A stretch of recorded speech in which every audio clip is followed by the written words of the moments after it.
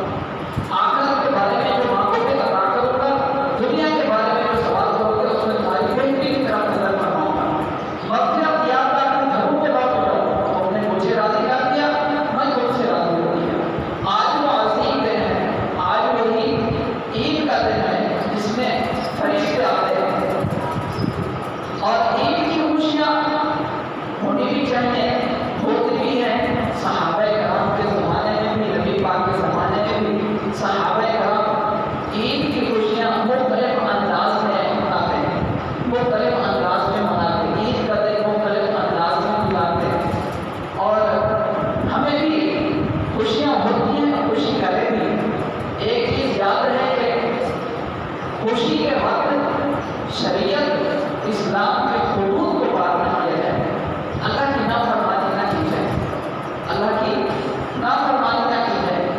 خوشی کے وقت میں بندہ شیطان کو خوش نہ کرنے لگے، خوشی کے وقت اللہ کے فرمان کو نہ بھول جائے، خوشی کرے شریعت کے حدود میں رہ کر، خوشی کرے شریعت اسلام کے حدود میں رہ کر، خوشی سے کوئی مانا نہیں ہے۔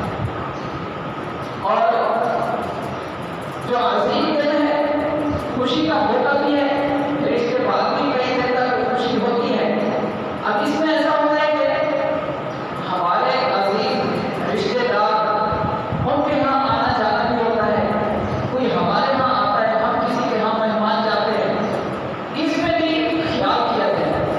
اور جو مہمان آتے ہیں اس میں باقاعدہ احادیث مبارکہ میں پورا مضمون ہے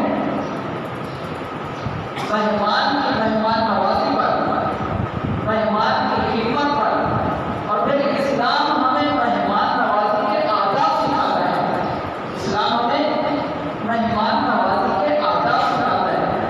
احادیث مبارکہ میں ایک واقعہ ہے، نبی پاک صلی اللہ علیہ وآلہ وسلم صحابہ کے ساتھ کسی جگہ تشریف لے گئے، وہاں ایک امیر شخص تھا، آج کے زمانے میں اس کو کہتے ہیں کھاتا پیتا شخص، اس کے پاس اونٹ بکریاں تھی، اس نے کوئی خاطر مدارت نہیں کی۔ آپ کا وہاں سے آگے گزر ہوا ایک مسلمان خاتون، وہ اس کے پاس صرف بکریاں تھی، اس نے نبی پاک کے لیے خدمت کا صحیح اہتمام کیا، نبی پاک خوش ہو گئے، فرمائے کہ یہ بھی ایک اعلیٰ اخلاق میں سے ہے، اور اچھے اخلاق اللہ تعالیٰ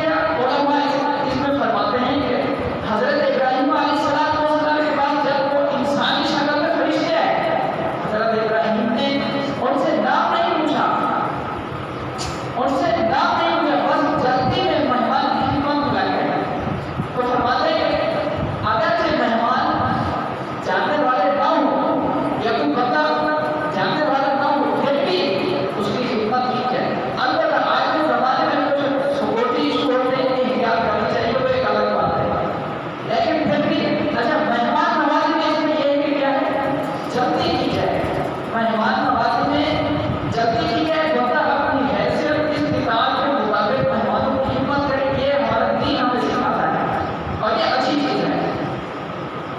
اور مہمان نوازی کے ساتھ اس چیز پر بھی غور کیا جائے، ہمارے یہاں رشتے دار آتے ہیں، بعض کا ہمارے مزاج کے مطابق مزاج نہیں ہوتا، ہمارا مزاج ان سے نہیں ملتا، پھر ان کے جانے کے بعد بھی وہ پھر باتیں ہونا شروع ہو جاتی ہیں۔ کس چیز سے بھی بچا جائے؟ آپ نے دل سے اخلاص کے ساتھ جو خدمت کی ہے وہ آپ اس کا اجر اللہ سے رکھیں، اس کی امید، اس اجر کی امید اللہ سے رکھیں کہ اللہ پاک اجر عطا فرمائے گا۔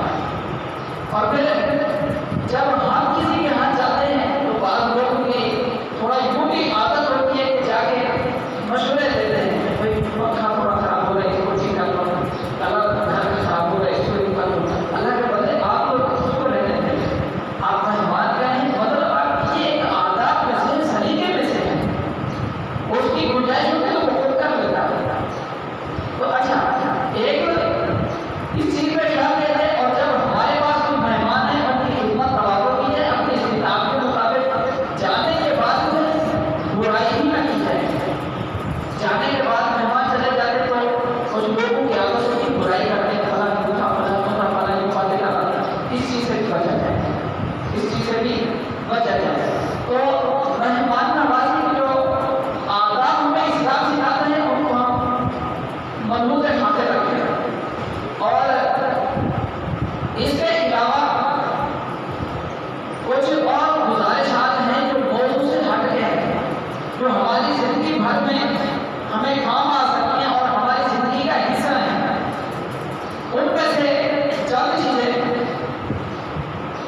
کہ کچھ لوگ یہ معیشت کے بارے میں کہتے ہیں کہ معیشت ہماری کمزور ہے ملک کی سطح پہ یا کسی بھی سطح پہ، اور بعض لوگ زیادہ اس پہ خود کو سمجھدار پیش کرتے ہیں کہ فلاں سیاستدان تھا، معیشت کمزور تھی، اب یہ فلاں آئے گا تو اچھی ہو جائے گی، وہ آتے ہیں کبھی درست نہیں ہوتی، پھر اس کے بعد ایک اور سے امید لگائی جاتی ہے وہ آئے گا معیشت اچھی ہو جائے گی، پھر بھی نہیں ہوتی، چوتھا آتا ہے پھر بھی نہیں ہوتی، فلاں وزیر کو لگا دیا وہ بھی نہیں ہوا، وزیر خزانہ کو چینج کر دیا پھر بھی نہیں ہوا۔ مسئلہ کیا ہے؟ قرآن پاک ہمیں بتاتا ہے، اللہ پاک قرآن پاک میں ارشاد فرماتا ہے، سورۃ طٰہٰ کے اندر، وَمَنْ أَعْرَضَ عَنْ ذِكْرِي فَإِنَّ لَهُ مَعِيشَةً ضَنكًا وَنَحْشُرُهُ يَوْمَ الْقِيَامَةِ أَعْمَىٰ، کہ جو میرے ذکر سے منہ موڑے گا اس کی زندگی تنگ کر دوں گا میں، اور قیامت کے دن اس کو اندھا بناؤں گا۔ یہ قرآن پاک اللہ پاک کا فرمان ہے۔ زندگی تنگ ہونا نہیں، معیشت تنگ ہونا ہے، معیشت خراب ہونا ہے۔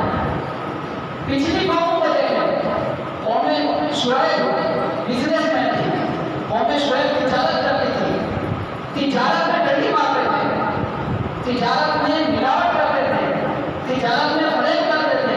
حضرت شعیب علیہ السلام نے انہیں منع کیا، نہیں بات ہے، تباہ ہو گئے۔ قرآن میں ذکر ہے، نام بارے میں اللہ پاک فرماتے ہیں ہم نے انہیں تباہ کر دیا، انہیں ہلاک کر دیا۔ اور کم ہلاکنا من قریۃ، کتنی بستیوں کو ہلاک کر دیا، تم دیکھتے نہیں ہو، تمہیں کھنڈرات نہیں ملتے، ان کے پرانے آثار نہیں ملتے، دیکھتے نہیں ہو تم، ان سے عبرت کیوں نہیں پکڑتے؟ قوم شعیب ہلاک ہو گئی۔ بنی اسرائیل فرعون کو دیکھو، سائنس میں کتنی مہارت کی تھی، احرام مصر بنے، آج تک لوگ بہت حیرت میں ہیں، حیران ہیں کہ یہ کیسے بن گئے۔ ان کی ٹیکنالوجی اتنا ہائی فائی تھی، بڑی آگے بڑی ہوئی تھی، پھر بھی اس کے باوجود غرق ہو گئے۔ اس کے باوجود کیا ہوئے؟ غرق ہو گئے۔ قوم سمود کو دیکھیں، قوم سمود جنہوں نے پہاڑوں میں گھر بنائے، آج بھی ربنا قوت نام کے آثار باقی ہیں پہاڑوں میں،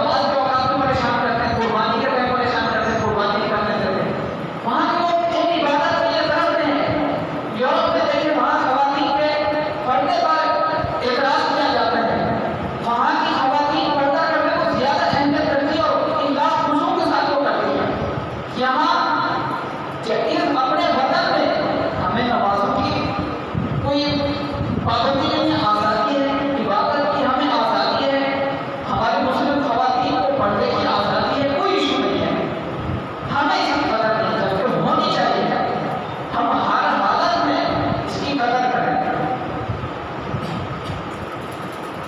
اور اچھا اب بات ایسا ہوتا ہے کہ امت گزرنے کے بعد لوگوں کو اپنی فکر ہوتی ہے، کسی کی 50 سال عمر ہو گئی، 60 سال عمر ہو گئی، پھر اس کو فکر ہوتی ہے کہ اب کچھ عمر تو میں نے اچھی نہیں گزاری، میں نے فرض ادا نہیں کیے، اب اس کو افسوس ہوتا ہے۔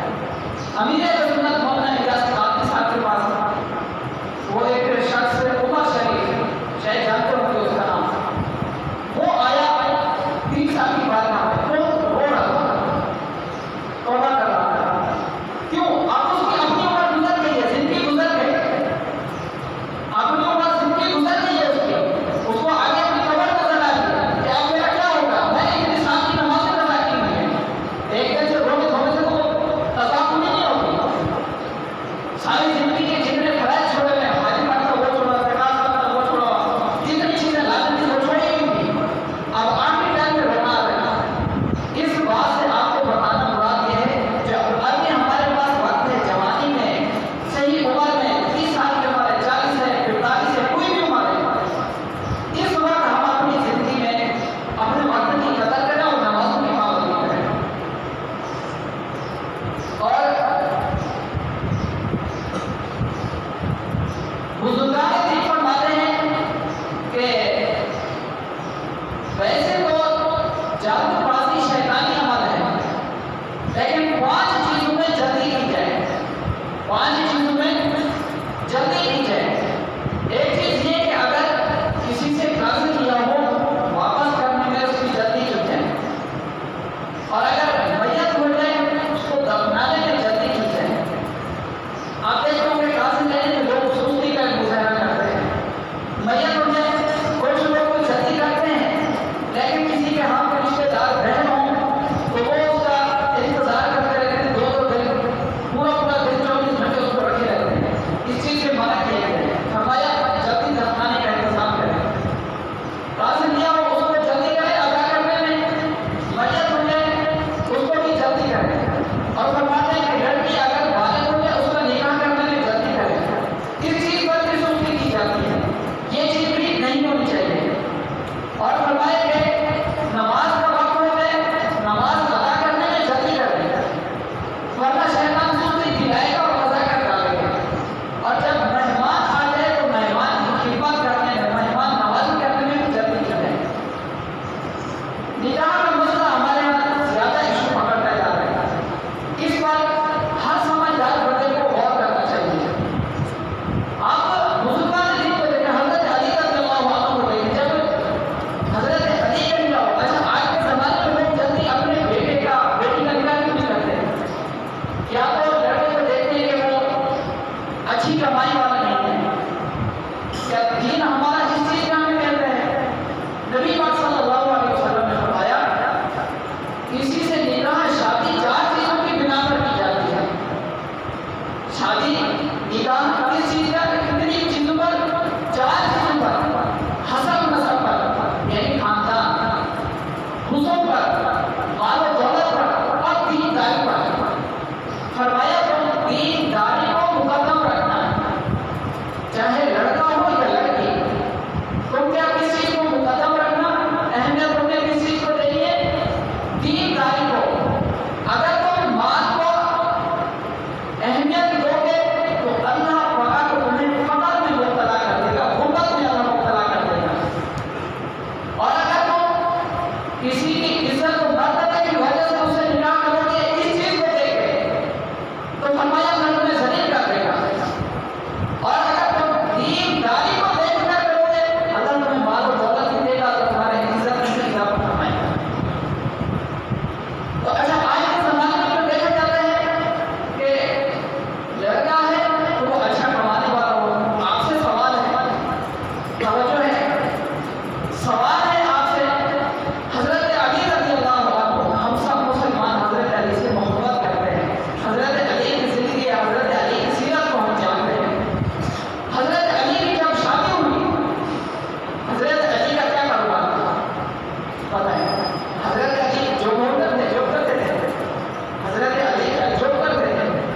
बताएं नहीं करते थे जो बल्कि उनके पास तो शादी का कोई बड़ा खर्च नहीं था। आपने सुना होगा नहीं, हजरत अली रज़ियल्लाहु अन्हु की जब शादी हुई, नबी पाक ने हजरत अली को कहा हजरत फातिमा से निकाह के बारे में, हजरत अली के पास शादी का खर्च नहीं था, हजरत उस्मान गनी ने शादी का खर्च उठाया। हजरत अली के पास ज़िना थी, बाजार में जा रहे बेचने के लिए कि इस ज़िना को बेच के जो रकम मिलेगी उससे कोई चीज़ न खरीदूंगा। हजरत उस्मान गनी ने देखा अली कहाँ जा रहे हो, ज़िना बेचने, क्यों? नबी पाक ने निकाह के बारे में फरमाया है ये बेच के इसे कुछ हासिल करूंगा। फरमाया कि मुझे बेच दो, ज़िना की और उसकी रकम दे दी, बाद में वो ज़िना भी वापस कर दी और फिर शादी का बाकी खर्च हजरत उस्मान गनी ने उठाया। बात यह है हजरत अली कारोबार करते थे, वहां उनका तवक्कुल अल्लाह पे था। या उन्हें इतना माल और दौलत की जो आज के ज़माने में हवस चढ़ी हुई है वो नहीं थी। उनका दिल कमाल से राज़ी था, जितनी अल्लाह ने दिया उसी पर राज़ी थे। तो इस चीज़ को मतलब नहीं देखा जाए कि कोई जो होटल होगा अच्छे कमाने वाला होगा तब देंगे, ये गलत बात है। और हजरत आयशा सिद्दीक़ा रज़ियल्लाहु